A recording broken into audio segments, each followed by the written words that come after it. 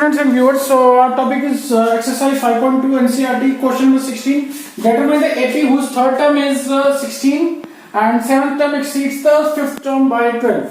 So let's see A. This is a series we call इसको A मान लेते हैं. तो A थर्ड दे रखा है हमें 16 और A7 is equal to A5 plus 12. क्योंकि seventh term exceeds fifth term by 12, तो seventh term is equal to fifth term plus 12. ठीक है. सो अब हमने फाइंड करना है डिटरमाइन द एपी, पूरी सीरीज निकालनी है इसकी. So first A7 we will find out. A7 is equal to A plus n minus 1 whole into d. ठीक है. तो हमारे को d तो दे नहीं रखा, n दे रखा है. n is equal to 7. इसमें क्या है? n is equal to 7. ठीक है. So is equal to a plus 7 minus 1 whole into d.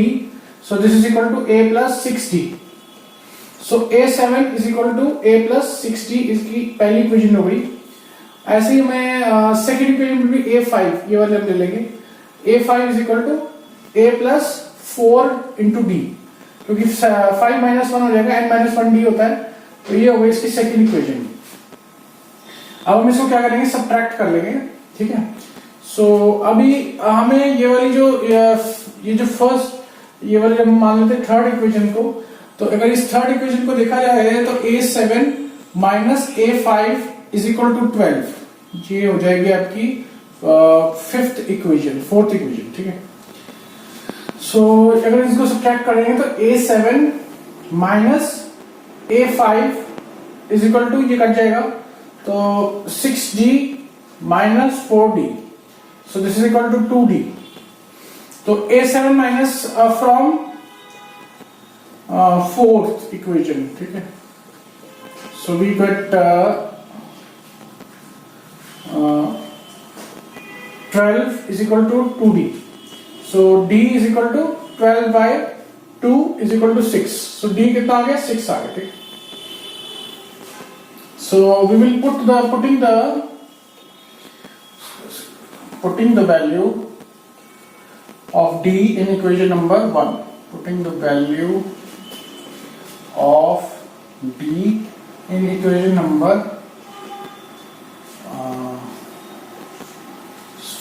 1. ठीक है. सो अगर हम इसमें डालें, सॉरी हमने अभी इक्वेशन नंबर 1 नहीं होगा, हम पहले ये वाली जो A3 दे रखा है हमें, तो A3 is equal to A plus n minus 1 all into d. n is equal to 3.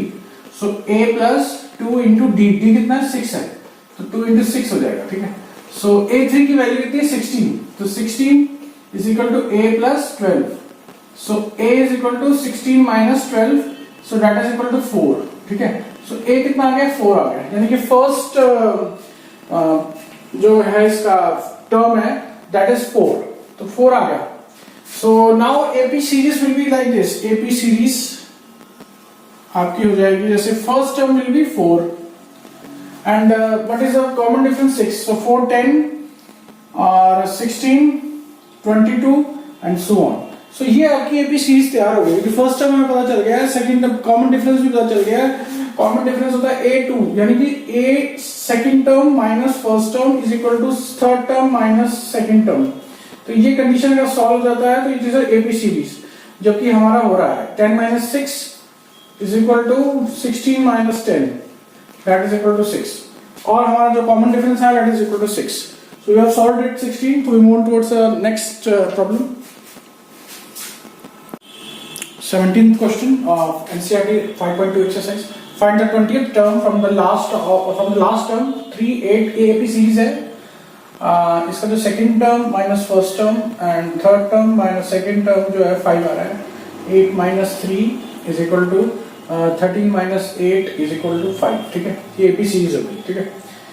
सो अभी हमने निकालना है नंबर ऑफ, फर्स्ट टाइम निकालेंगे number of terms. To find number of terms of AP, to find the number of terms in an AP. In an AP, एक ये AP में कितनी number of terms हैं वो फाइंड करनी है. So इसके लिए हमें निकालना पड़ेगा a n is equal to a plus n minus 1 whole into d. इसमें कि a is the first term that is given as 3 and last n number of terms हमें पता नहीं है और d is equal to 5, ठीक है। so an हमें दे रखा है, an is equal to 2 5 3, ठीक है। so यहाँ पे लिख देंगे हम 2 5 3 is equal to a is 3, so 3 plus n minus 1 हमें पता नहीं है तो into 5, ठीक है। so 253 minus 3 और is equal to n minus 1 whole into 5. So 250 divided by 5 is equal to n minus 1. So n is equal to, ये cut जाएगा तो ये 50 रह जाएगा, तो 50 plus 1 that is equal to 51. So n कितना आ गया, 51 आ गया। तो टोटल जो नंबर ऑफ टर्म्स है हमारे सीरीज में वो है 51, ठीक है। अब हमें ये हमें निकालना है, लेकिन लास्ट टर्म से, ये यहां से शुरू करेंगे और पीछे बैक में जाना है हमें 20th टर्म। तो जब नंबर ऑफ 51 टर्म्स हैं, टोटल 51 टर्म्स है देखिए, और ये अभी हमारी, अब हमें पीछे से यहां से निकलना है 20th टर्म की तरफ। 20th term we have to find out.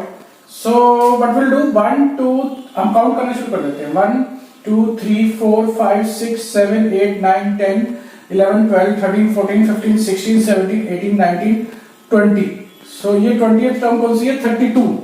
मतलब आगे से 32 है और पीछे से 20 है, मतलब आगे से 20th टर्म जो है मतलब पीछे से 20th टर्म, आगे से 32nd टर्म है। तो 32nd term we have to find out.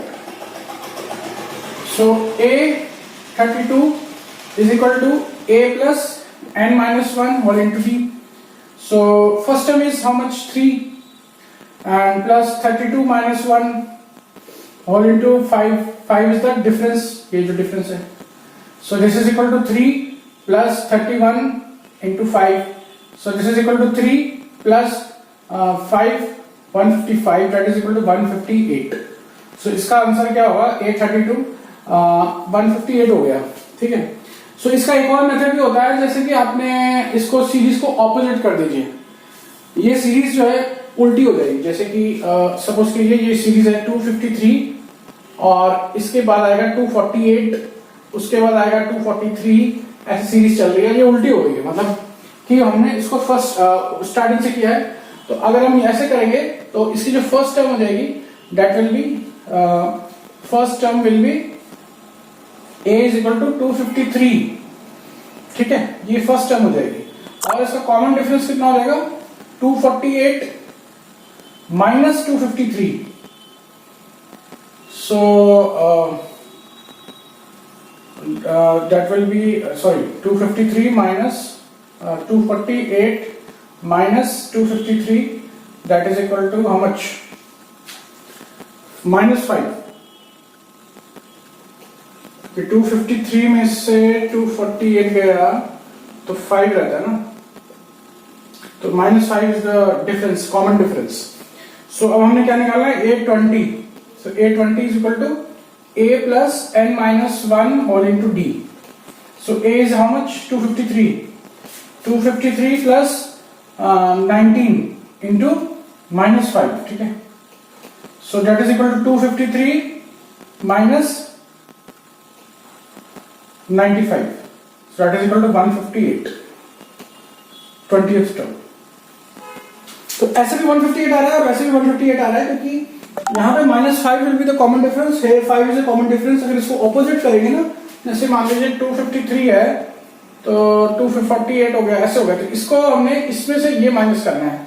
Always second term minus the first term equal to third term minus the second term, ठीक है, ये कंडीशन होता है। तो इसमें -5 आ जाएगा आपका कॉमन डिफरेंस, ना कि 5। तो ये आपको थोड़ा ध्यान रखना पड़ेगा, और दोनों मेथड से आपका सेम आंसर आ रहा है, तो यही आपका हो गया। Next is we go to next question.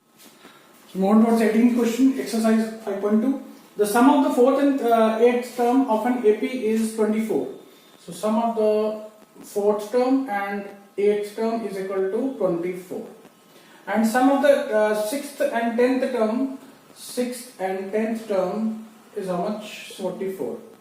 So we have to find the first three terms of an AP. Okay? So this is A4. We'll find out A4 firstly. A4 कितना हो जाएगा? A plus n minus 1 यानी कि 4 minus 1 whole into D. And what is A8 is equal to A plus 8 minus 1 whole into D. So this is equal to A plus 3D and this is equal to A plus 7D. ठीक है? So अब हम A6 find कर लेते हैं. A6 equal to A plus 6 minus 1 whole into D. So that is equal to A plus 5D. And we find out A10 is equal to A plus 10 minus 1 whole into D. A plus n minus 1 होता है ना, तो n is equal to 10 है. So that is equal to A plus 9D. ठीक है? So putting these values in these equations, equation number 1, equation number 2. Putting the value in equation number 1. Putting these values in equation number 1. So A4 की value है और A8 की value है, जो कि A4 की कितनी वैल्यू है? A plus 3D और A8 की कितनी वैल्यू है? A plus 7D और इस दोनों को प्लस करके क्या बनता है? 24. So we get 2A plus 10D equal to 24.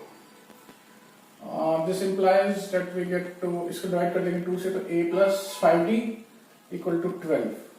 So this is our third equation. Or putting the values of in equation number 2. Putting the values in equation number 2. ठीक है? So इस equation में भी ये वाली values डाल देंगे. तो A6 की कितनी वैल्यू है? A plus 5D और A10 की कितनी वैल्यू है? A plus 9D. ठीक है? So that is equal to 44. So 2A plus 14D is equal to 44. So this implies A plus 7D equal to 22. ये होगी आपकी fourth equation. ठीक है? So now what we do, subtracting 3 and 4. Subtracting 3 and 4. ठीक है? So we will get 5D minus 7D equal to 12 minus 22. Minus 2D is equal to minus 10. So D is equal to 5. So the common difference is 5. Common difference कितना आ गया? 5 आ गया. Now putting the values of मतलब इस equation में भी डाल सकते हैं, किसी में भी डाल दीजिए, 3 भी डाल दीजिए. Putting the value of D, putting the values of D in equation number 3. ठीक है? So A plus A तो हमें पता नहीं है और D हमारे पास 5 आ गया is equal to 12. So A plus is equal to 12 minus 25. So this implies A is equal to minus 13. So A आ गया आपका minus 13 और कॉमन डिफरेंस आ गया आपका 5. So हमें थर्ड टर्म फाइंड करना है. So A3 is equal to first 3 terms. First term तो ये आ गई. अब सेकंड टर्म फाइंड करते हैं. A2 is equal to A plus n 2 minus 1 whole into 5. So this is equal to minus 13 plus 5 is equal to minus 8. And the third term is equal to minus 13 first term plus n minus 1 3 minus 1 whole into 5. So that is equal to minus 13 plus 10 because 2 into 5 10 हो गया ना, तो minus 3 आ गया. So first term इसकी आ गई minus 13, second term आ गई minus 8 and third term is minus 3. So this is the first 3 terms we have to find. So we have found it and here this is over.